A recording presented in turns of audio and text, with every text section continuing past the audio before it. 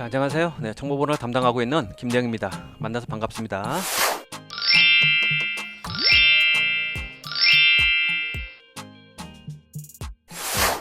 자, 저희가 이제 수업 전에 일단은 IT의 흐름에 대해서 간단하게 살펴보고요. 왜 정보 보안이 필요한지 조금 제가 좀 설명을 좀 드리려고 합니다. 자, 지금의 이 IT의 어떤 시대는 굉장히 많은 변화가 아주 급격하게 바로 진행되고 있습니다. 바로 이제 패러다임이 바뀌고 있는데요. 바로 이제 4차 산업혁명이라고 하는 그런 어떤 새로운 물결 속에서 많은 신기술들이 개발되고 있습니다. 자, 인공지능, 그다음 빅데이터, 뭐 IoT, 이와 같이 모든 정보들이 통합되고 또 관리되고 있는 그런 어떤 시대에 살고 있어요. 자, 그러다 보니까 이러한 많은 또 장점들이 또 있겠지만은 또 하나 이제 문제점, 바로 많은 보안 사고가 발생한다라는 것을 우리가 무시할 수가 없습니다. 특히 개인정보의 어떤 문제, 그다음 해킹의 문제, 그러죠? 네, 그와 같은 많은 어떤 문제, 또 악성 코드의 문제 같은 그런 것들이 항상 수시로 우리 주변에 있기 때문에 저희는 바로 정보 보안이라고 하는 그런 어떠한 필요성을 바로 느끼고 있는 것이고요. 또 그래서 이런 시험 문제에서도 바로 정보 보호라는 그런 과목을 우리가 바로 이제 진행을 하게 되는 겁니다. 자, 그러면은 이 정보 보호로는 어떻게 구성되어 있는지 그럼 저희가 한 목차를 보면서 좀 하나씩 좀 살펴보도록 하겠습니다. 자, 먼저 저희 교재는 일단 6개의 장으로 일단은 크게 구분이 되어 있습니다. 첫 번째 장에서는 정보보호의 개요입니다. 말 그대로 정보보호가 무엇이냐, 그 어떤 정의라든지, 그러죠? 어떠한 그 요소라든지 그런 개념들에 대해서 배우고 있는 것이 정보보호의 요소다, 그러죠? 어떤 개념 위주, 개념으로 봤을 때는 그 어떤 정의, 어떤 요소, 네, 그런 것들을 갖다가 다루고 있는 것이고요. 두 번째는 이 정보보호를 하기 위해서는 주먹구구로 되어서는 안 되는 것이죠. 정보보호를 하기 위해서는 뭔가 정보를 구성할 수 있는 하나의 프레임워크, 틀이 필요합니다. 그 틀을 갖다가 우리는 정보보호 관리 체계다라고 이야기를 하고 있습니다. 또 전문적인 용어로는 우리가 ISMS다라고 이야기를 하고 있죠. 네.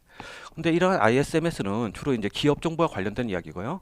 그다음 이제 개인 정보도 관리 체계도 있죠. 이제 바로 PIMS입니다. PIMS. 자, PIMS에 대해서도 저 다루게 될 것 같고요. 그 다음에 또 지금은 그러죠. 네, 2000년대 이후부터는 이 두 가지가 이제 통합이 됐어요. 통합돼 가지고 바로 통합 ISMS. 저걸 갖다 우리는 ISMS 피다라고 이야기를 합니다. 네, 자, 이와 같이 이러한 관리 체계가 무엇인지 우리가 배우게 될 것 같아요. 그다음에 세 번째 장으로는 이제 암호학이 되겠는데요. 암호학은 바로 정보보호의 가장 필수적인 내용입니다. 중요한 정보를 갖다가 우리가 결국은 이렇게 변형하고 다른 사람이 알아보지 못하도록 은닉할 수 있는 그 기술이 바로 암호학이거든요. 그러죠? 네. 그래서 암호학에서는 이 암호를 수행하기 위한 여러 가지 어떤 특징, 암호학의 뭐 특징이라든지 또 암호의 그 종류라든지 그러죠? 네. 이런 또 여러 가지 기법들에 대해서 저희가 배우게 되겠는데요. 저희 바로 암호학 부분이 되겠습니다. 다음 네 번째 장으로는 네트워크 보안이에요. 네트워크 보안은 바로 앞에서 설명드렸죠. 모든 이제 정보가 네트워크를 통해 가지고 전송되다 보니까 많은 보안 사고가 발생을 하게 되는 것이죠. 네. 그래서 이 네트워크를 갖다가 보안을 이해하기 위해서는 네트워크 환경을 이해해 줘야 돼요. 저게 바로 OSI입니다. 그래서 OSI 7계층이라고 하는 그런 어떤 프로토콜에 대해서 배우게 될 것 같고요. 또 이러한 네트워크를 통해서 들어오는 공격과 그다음에 방어 대책에 대해서 배우게 될 것 같고요. 또 이러한 네트워크 공격을 갖다 탐지할 수 있는 바로 여러 가지 장비들, 네, 자, 이런 것들을 우리가 공부하는 것이 바로 제 4장이 되겠습니다. 제 5장에서는 시스템 보안입니다. 자, 여기서 말하는 시스템은 정보 시스템을 의미하는 것이고요. 하지만 어떠한 하드웨어적인 것이 아니고 시스템을 돌리는 그러죠? 네, 운영하기 위한 운영체제, 네, 운영체제 보안이 주가 될 것 같습니다. 그죠? 운영체제에 관련되는 이야기들을 다루게 되는 것이고요. 또 이러한 요 시스템이 어떠한 요 단독으로 구성되는 것이 아니고 네트워크로 구성됩니다. 바로 클라이언트와 서버라고 말하죠. 네, 클라이언트와 서버 어떤 구조에서의 어떠한 보안도 다루게 됩니다.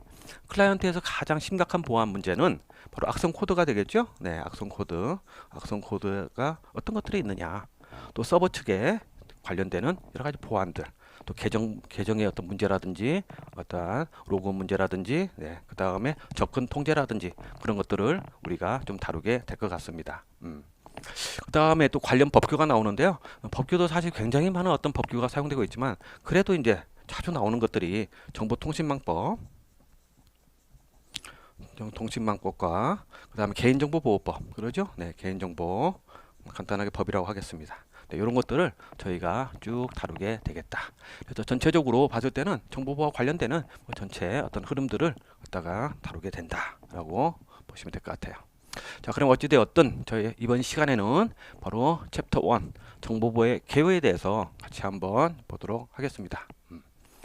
자, 정보보호 개요에서는 정보보호의 개념, 또 정보보호의 속성, 정보보호의 목표, 그러죠? 또 정보보호를 구성하고 있는 여러 가지 어떤 보안 요소, 보호 요소들에 대해서 배우게 되겠고요. 추가적으로 용어까지, 그러죠? 저희가 쭉 한번 정리를 하게 될 것 같습니다. 자, 특히 정보보호의 이 개념은 정보보호가 무엇이냐 하는 그 정의에 대해서 우리가 다루게 될 것 같고요. 네, 정의. 또 이러한 정보보호를 갖다 구성하고 있는 여러 가지 보안 요소에 대해서도 또 설명을 하게 될 것 같습니다. 자, 정보보호의 속성이라는 것은 이 정보가 가지고 있는 말 그대로 어떠한 특징을 이야기하는 것이죠. 네, 정보보호라는 것은 어떠한 특징을 갖고 있느냐라는 것이 속성이 되겠고요. 그다음 정보의 목표. 네, 이게 좀 중요하겠죠. 그러죠? 왜 정보보호를 수행하느냐? 또 무엇을 위해 수행하느냐? 그러죠? 네, 저것은 세 가지의 목표가 있습니다. 정보보호의 3대 우리가 목표다. 또는 3대 요소다라는 표현을 쓰고 있는데요. 바로 이제 기밀성, 좀 어려운 말인데 기밀성, 무결성, 가용성이라고 하는, 그러죠? 네, 이러한 저 특성을 갖다가 유지하고자 하는 것이 정보보호의 목표다. 자, 기밀성을 갖다가 영문으로는 confidentiality에서 약자로 C라고 부르고 있습니다. C. 자, 무결성은 integrity 해가지고 I라고 부르고 있고요. 그다음 가용성은 바로 availability에서 A입니다. 자, 그래서 일단 약자로는 간단한 정보 목표가 무엇이냐? 그러면 CIA다 라는 이야기를 하게 되는 것이죠. 그래서 기밀성이 무엇이고 무결성이 뭐고 가용성이 무엇인지 바로 이 부분에 대해서 아주 자세하게 제가 좀 설명을 좀 드리게 될 것 같아요. 그 다음에 이 정보보호를 갖다 하기 위해서는 많은 또 다른 어떠한 구성 요소가 좀 필요합니다. 그런 요소들에 대해서 그 용어 설명 위주로 제가 한번 진행을 하도록 하겠습니다. 자, 그러면은 저희가 사실 정보보호라는 것이 어떻게 보면 지금 말로 했지만 좀 약간 막연할 것 같아요. 그래서 현실 세계에 있어서 어떤 보호의 개념, 보안의 개념을 좀 설명을 하고 그 다음에 정보보호까지 일반론적으로 제가 한번 설명을 한번 하도록 하겠습니다. 자, 지금 보게 되면은 자, 여기 현재 나가 있어요. 자, 내 본인입니다. 내가 있고요. 이게 우리 집이라고 한번 생각을 한번 합시다. 네, 그러죠? 네. 자, 우리 집이 있는데 요 집에는 내가 일단 굉장히 중요시하는 또 내가 소중하고 나한테 아주 가치 있는 것들이 이제 있습니다. 그렇죠? 뭐 예를 들어서 휴대폰이 굉장히 요즘에 중요하죠. 휴대폰이라든지 그렇죠? 내가 사용하고 있는 컴퓨터, 네, 컴퓨터, 뭐 노트북, 네, 다 중요합니다. 그렇죠? 네.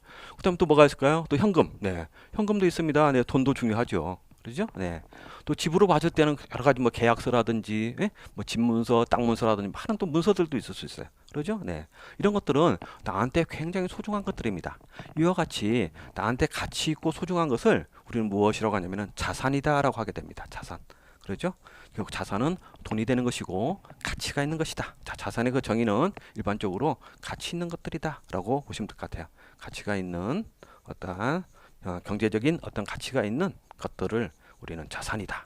자, 그래서 내 주변에는 이런 자산들이 있어요. 네. 그런데 누군가가 그러죠? 네. 내 핸드폰을 갖다가 몰래 훔쳐봅니다. 네. 컴퓨터에 접근을 해서 정보를 빼갑니다. 또 돈을 갖다가 훔쳐갑니다. 네. 그러죠? 네. 이와 같은 현상들이 일어난다는 거죠. 자, 극단적으로 봐야 때 어떤 도둑이 있다고 합시다. 네, 도둑이 와가지고 이렇게 훔쳐보고 그 다음에 정보를 빼가고 그 내용을 갖다 바꾸기도 하고 또 돈도 훔쳐가고 그렇죠? 나한테 중요한 자산들을 이게 도둑이라는 사람이 와가지고 이렇게 하기 때문에 우리는 어떻게 될까요? 가만히 있을 수는 없죠. 그러죠? 네. 따라서 이걸 갖다가 결국 막을 수밖에 없다. 그렇죠? 막기 위한 어떤 조치를 해야 될 것 같아요. 그리고 휴대폰 같은 경우는 패스워드를 걸어놓고요. 그다음 컴퓨터 같은 경우도 마찬가지고 백업을 한다든가 그 다음에 뭐 현금 같은 경우 금고에다가 이렇게 놓고 무엇인가 보호 조치를 해야 되겠죠. 이게 바로 보호, 좀 더 큰 의미로 봤을 때는 보안이다 라고 이해를 합니다.